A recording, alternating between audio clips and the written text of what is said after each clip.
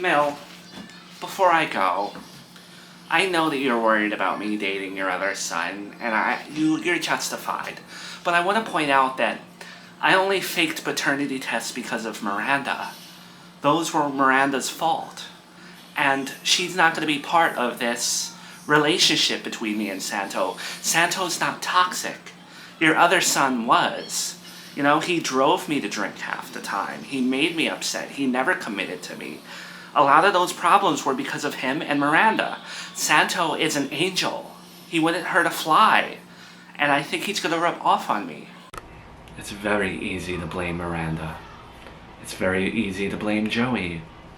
But I know you. And the second that Santo said no to you, you don't get your way or he tries to break up with you, it's going to be another faked paternity test. Or something even crazier. That's not true. You know, when you give me no credit, you talk about fetal alcohol syndrome, but don't you remember that the doctors got that wrong? Chris never had fetal alcohol syndrome. What's that term that people say, Mandela effect. You're having a Mandela effect. He never had fetal alcohol syndrome. You know, everything else that I suffered from was an actual tragedy. Vanishing twin syndrome, high-risk pregnancy.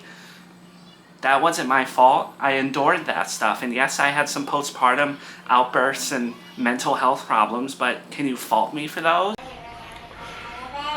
Fine, be silent.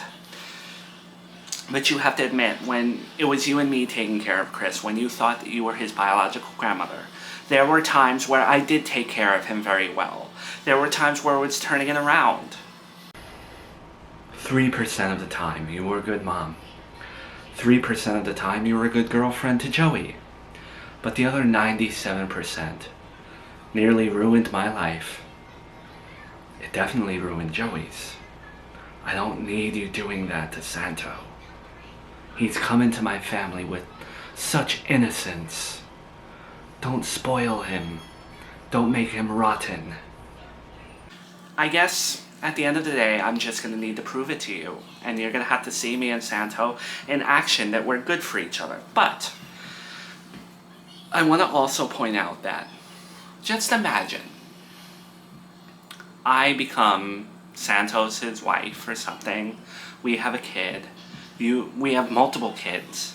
You get to see your grandchildren on the holidays, everything, right? And then on the other end of the spectrum, Miranda's by herself. She's unhappy. She's single. Doesn't that, your history with her, does that make you a little happy that you're going to be thriving and she's not? It makes me happy. It's a nice sentiment. But I know that the second you're with Santo, it's just going to be drama.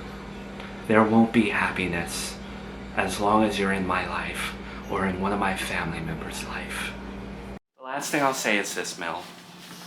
A lot of the women that hate me out there, they only hate me because I'm a mirror to them. They see so much of themselves in me that they can't stand it, so they take it out on me. They hate themselves, so they take it out on me. Whether it was my relationship with Joey mirroring their relationship with a domestic partner who doesn't want to put a label on their relationship because he's probably cheating on them. Me struggling with a baby, and there's so many moms out there who deal with that so well, but then there's the other ones who can't stand it and are bitter and hate me because they see themselves in me, looking at their photos and seeing crayons on the wall because they can't control the kid that they have to watch all by themselves. I get it. You see me and you relate to me and you hate me. But you're not them, Mel. So don't talk like them. I know at one point you looked at me like I was your daughter. And if you didn't, I just want you to know that there were points where, even though he's not your grandson, I did look at you as my mom.